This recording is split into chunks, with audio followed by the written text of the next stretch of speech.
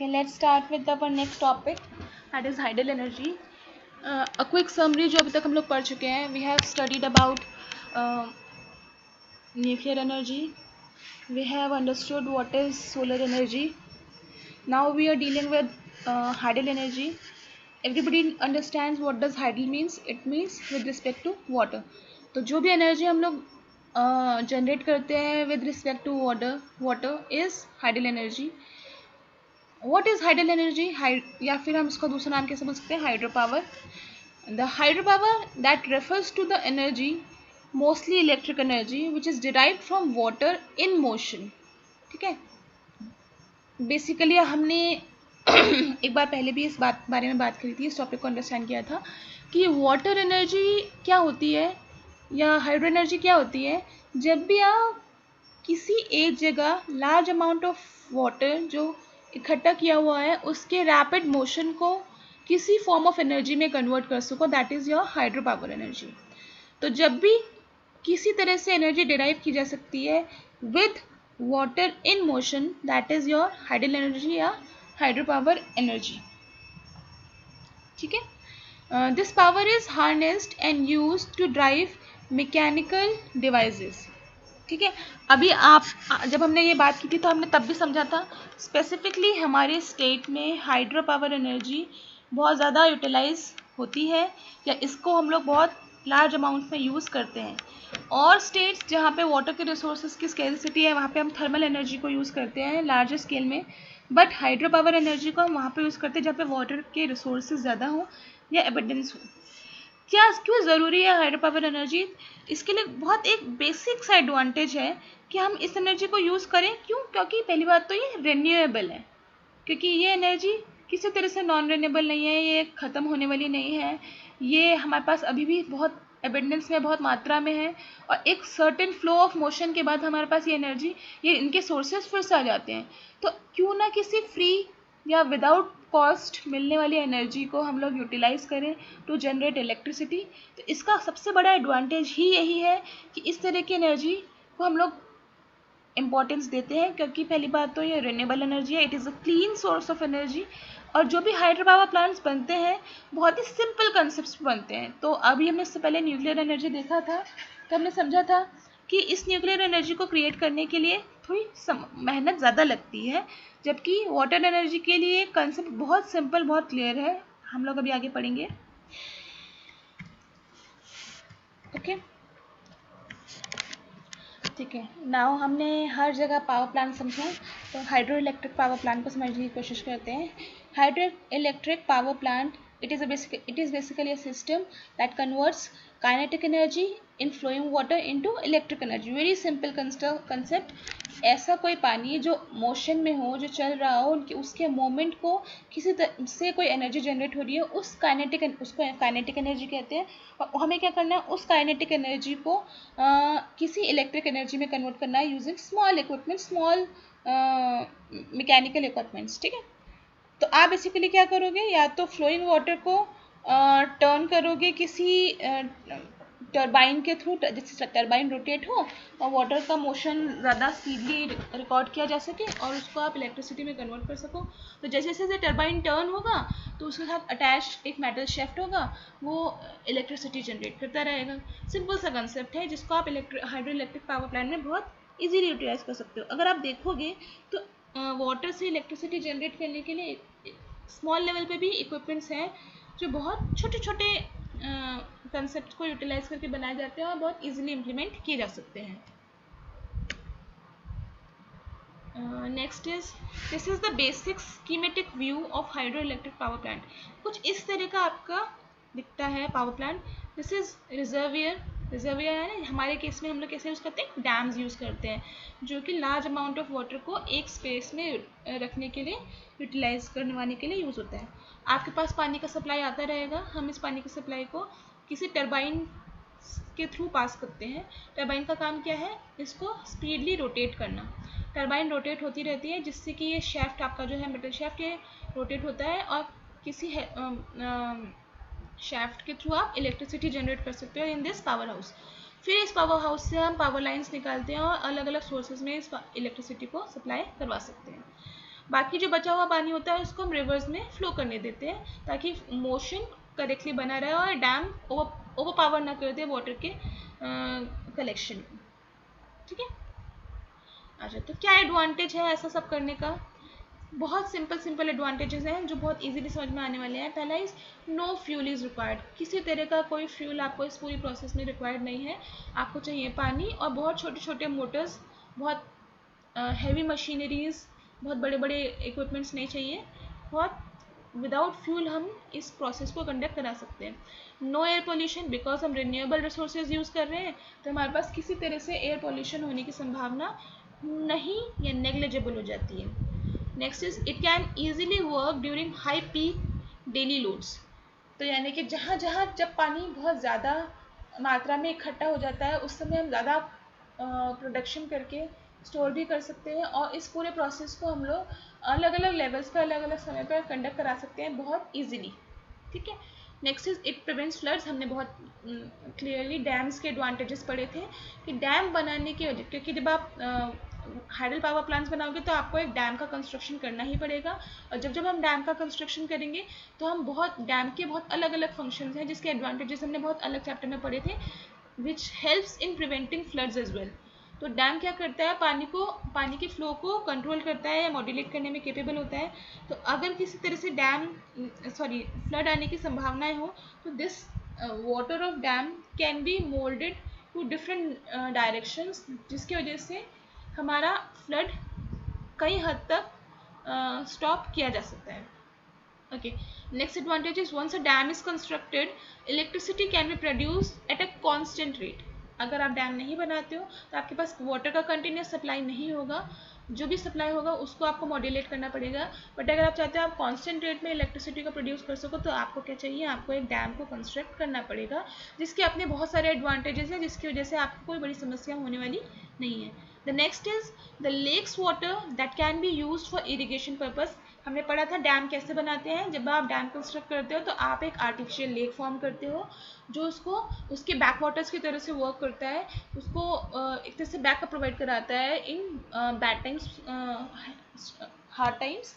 और इस artificial lake के वाटर को आप इरिगेशन पर्पज़ के लिए यूज़ कर सकते हो इन लोकल एरियाज़। तो एग्रीकल्चर के लिए भी बेनिफिशियल है और किसी तरह का वेस्ट कोई जनरेट होता नहीं है। ठीक है। कुछ डिसएडवांटेज भी होंगी, कुछ समस्याएं भी आएंगी। जब आप इतने बड़े बड़े स्ट्रक्चर्स बिल्ड करोगे तो क्या होगा, it disturbs the aquatic ecosystem. Definitely एक नेचुरल इकोसिस्टम डिस्टर्ब हो जाएगा विद रिस्पेक्ट टू वाटर। तो जो भी वहाँ पे नदी का जो पानी था जिसमें एक नेचुरल फ्लो था, जिसमें नेचुरल इकोसिस्टम, जो एक नेचुरल इकोसिस्टम था जो वहाँ की एक्वेटिक लाइफ को सपोर्ट करता था, उसमें डैम बनाने की वजह से एक आर्टिफिशियल फैक्टर ऐड हो जाएगा, जिसकी वजह से वहाँ पे एक्वेटिक इकोसिस्टम धीरे धीरे डिस्टर्ब होने लगता है। ठीक है। Next is disruption of surrounding area. उसके आसपास का एरिया डिस्टर्ब हो जाता है। तो मैंने आपको बताया था जब भी हम डैम बनाते हैं तो हम एक आर्टिफिशियल लेक बनाते हैं, और आर्टिफिशियल लेक का मतलब क्या है, विच इज़ नॉट नेचुरल।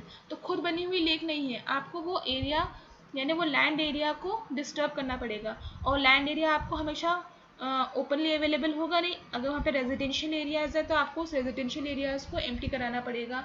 अगर वहाँ पे फॉरेस्ट एरियाज़ था तो आपको फॉरेस्ट को हार्म करना पड़ेगा, यानी डिफॉरेस्टेशन करना पड़ेगा। तो अलग अलग तरह के हार्मफुल इम्पैक्ट्स हो जाते हैं उसके आसपास के एरियाज़ में जब भी हम लोग किसी फॉर्म में डैम क्रिएट करते हैं for hydro electric power generation. ठीक है। दूसरी चीज़, जब भी आप ऐसा कोई स्ट्रक्चर बनाओगे तो इसका ऑपरेशन बहुत सिंपल होता है, बट डिफ़िकल्टी क्या होती है, इसके लिए आपको बहुत लार्ज एरियाज या बहुत बड़े बड़े स्पेसेस रिक्वायर्ड होते हैं। और ऐसे लार्जर एरिया को हमेशा फ्रीली अवेलेबल होना डिफ़िकल्ट हो जाता है। तो इसके लिए आपको बहुत आर्टिफिशियल अरेंजमेंट्स करने पड़ते हैं, यानी नेचुरल रिसोर्सेज को डिस्टर्ब करना पड़ता है, जिसके लिए क्या करना पड़ता है, बहुत लार्ज अमाउंट में या तो डिफॉरेस्टेशन करना पड़ेगा या फिर ह्यूमन डिस्प्लेसमेंट करना पड़ेगा। ह्यूमन डिस्प्लेसमेंट का मतलब क्या होता है, वहाँ पे जो भी रेजिडेंशियल स्ट्रक्चर्स थे, चाहे वो ट्राइबल पीपल्स के थे, चाहे वो हमारे रेजिडेंशियल एरियाज थे, चाहे वो किसी माइक्रो ऑर्गेनिज्म या एक्वेटिक लाइफ थी, किसी भी तरह से ह्यूमन लाइफ को डिस्प्लेस करना पड़ता है ताकि वो एरिया एम्प्टी हो सके और पावर जनरेशन के लिए यूटिलाइज हो सके। ठीक है। Next disadvantage is dams are extremely expensive. तो जो the only cost that we bear for construction and maintenance of hydroelectric power plants is with respect to dams. इन डैम्स को बनाने का कॉस्ट, इनको मेंटेन करने का cost is very very high, और इनको बहुत ही high standard, high maintenance structure होते हैं जिनको बहुत माइन्यूटली मेंटेन करना पड़ता है, क्योंकि इनके ऊपर बहुत large number of people, large forms of life depend करती है. ठीक है. Last is the flooding of large areas of land meant that the natural environment is destroyed. ऐसे एरियाज में आप देखोगे फ्लड्स ज़्यादा आते हैं, जहाँ जहाँ डैम्स होते हैं वहाँ वहाँ फ्लड ज़्यादा आते हैं, क्योंकि वहाँ पे इनअप्रोप्रिएट स्ट्रक्चर्स जो बनते हैं डैम के, या फिर गलत मेंटेनेंस या प्रॉपर रिकॉर्ड न रखना, वो डैम्स के वाटर के साथ डिस्टर्बेंस क्रिएट करते हैं, जिसमें फ्लड आने की संभावनाएं ज़्यादा हो जाती हैं. तो ये कुछ डिसएडवांटेज थे हमारे with respect to hydro electric power plant. अब बेसिक सा स्ट्रक्चर समझ लेते हैं कि कोई भी हाइड्रो इलेक्ट्रिक पावर सिस्टम कैसे वर्क करता है.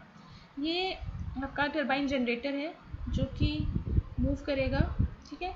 ये हमारा एक्चुअल जनरेटर है जो इस टरबाइन को रोटेट करता है, और इस जनरेटर की हेल्प से हमारे पास ये टरबाइन हमारी रोटेट होती है. इस टरबाइन के घूमने से जो वाटर का फ्लो है ये बहुत सीवियरली मूवमेंट करता है, जो कि large amount of kinetic energy generate करता है, और इस काइनेटिक एनर्जी को ही हम इलेक्ट्रिसिटी में कन्वर्ट करते हैं. ठीक है. तो flowing water is directed at a turbine. The flowing water causes the turbine to rotate, which converts the water's kinetic energy to its mechanical energy. ठीक है. Then this mechanical energy can be produced by the turbine is converted into electric energy using turbine generator. ठीक है. तो the whole process moves around the basic concept, which is conversion of kinetic energy into mechanical energy, and then mechanical energy into electric energy. कुछ ये point components आपने कुछ नाम सुने भी होंगे. ये बेसिक कंपोनेंट्स हैं किसी भी एक हाइडल पावर प्लांट या हाइडल स्कीम के. इनके अपने अपने वर्क हैं. ठीक है. ये कुछ स्मॉलर स्ट्रक्चर्स हैं, कुछ लार्जर स्ट्रक्चर हैं, जैसे कि forebay. It is intake structure. पानी को इंटेक कैसे किया जाएगा. पेन स्ट्रोक्स होते हैं जो स्ट्रोक्स को जज करते हैं, काउंट करते हैं, पर रोटेशन अंडरस्टैंड करते हैं. ठीक है.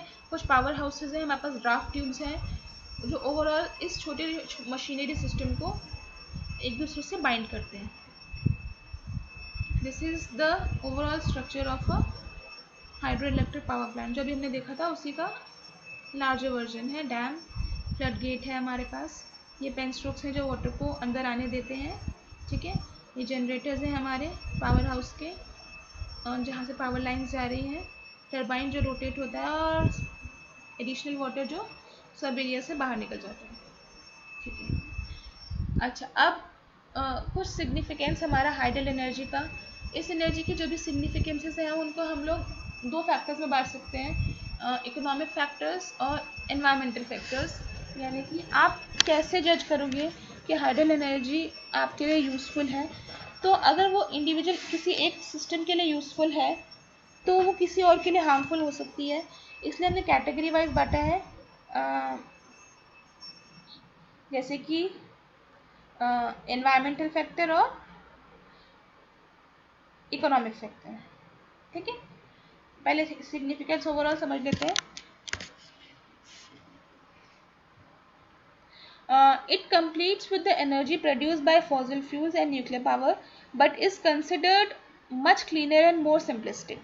तो यहाँ पे आप जो भी पॉइंट्स देखोगे ये एडवांटेजेस के रेफरेंस में है. जो एडवांटेजेस हमने थोड़ी देर पहले पढ़े उन्हीं के रिस्पेक्ट में सिग्निफिकेंस बताए गए हैं.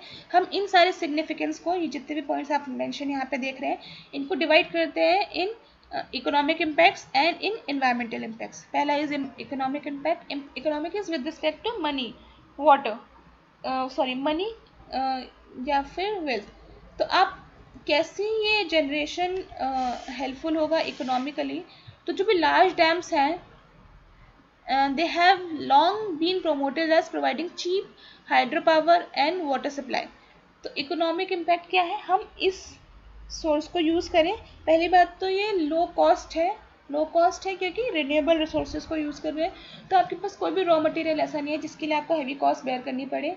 आपके पास अच्छी खासी कॉस्ट है जिसको अच्छे खासे अवेलेबल रॉ रिसोर्सेज हैं विच इज़ वाटर, जो फ्रीली अवेलेबल है।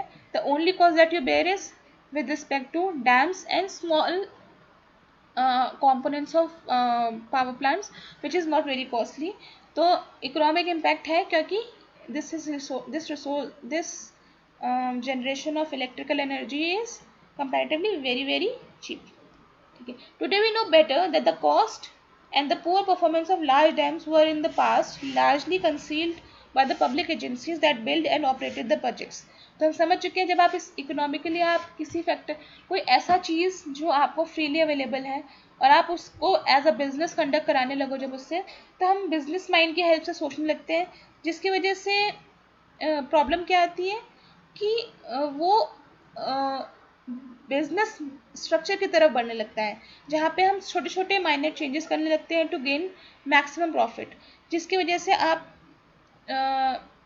डैम्स में डिस्टर्बेंस देखने लगोगे जिसमें प्रॉपर मेंटेनेंस नहीं करोगे एट्सेट्रा। तो ये सारी चीज़ें इकोनॉमिकली इस पूरे स्ट्रक्चर को डिस्टर्ब करने लगती है जब हम इसको बिजनेस माइंड से देखने लगते हैं। ठीक है, last point is already told. क्या है, डैम्स की इनिशियल कॉस्ट बहुत ज़्यादा है और उसको मेंटेन करने की कॉस्ट बहुत ज़्यादा है, which deals with the only factor of economic impact जो इस पूरे प्रोसेस के कॉस्ट को बढ़ाता है। ठीक है, नेक्स्ट इज हमारा एनवायरमेंटल इम्पैक्ट। एनवायरमेंटल इम्पैक्ट इसमें बहुत ही क्या कहते हैं फैक्ट वाइज लिखे हैं। बेसिक एनवायरमेंटल इम्पैक्ट्स मैं बता दूं आपको। बेसिक एनवायरमेंटल इम्पैक्ट्स क्या है हमारे, वहाँ पे रहने वाले सारी तरह की नेचुरल बायोडाइवर्सिटी डिस्टर्ब हो जाती है, जिसके वजह से वहाँ पे रहने वाले micro organisms, aquatic life, human resources disturb होते हैं और उस एरिया को लार्ज अमाउंट में वेकेंट करना पड़ता है, जो वहाँ की रेजिडेंशियल लाइफ को भी डिस्टर्ब करता है। ठीक है, वेजिटेशन डिस्टर्ब हो जाता है, फॉरेस्ट रिसोर्सेज डिस्टर्ब हो जाते हैं, माइक्रो ऑर्गेनिजम्स की वजह से सैलिनिटी बढ़ने लगती है वाटर में, जो अगेन वहाँ के लैंड या सॉइल रिसोर्सेज को ख़राब करने लगता है। ये हमारे ओवरऑल एनवायरमेंटल इम्पैक्ट्स है। The IHA international hydro power association working group on environmental impact assessment calls for impact assessment to be an integral part of the multidisciplinary planning approach and to include a strong element of public consultation।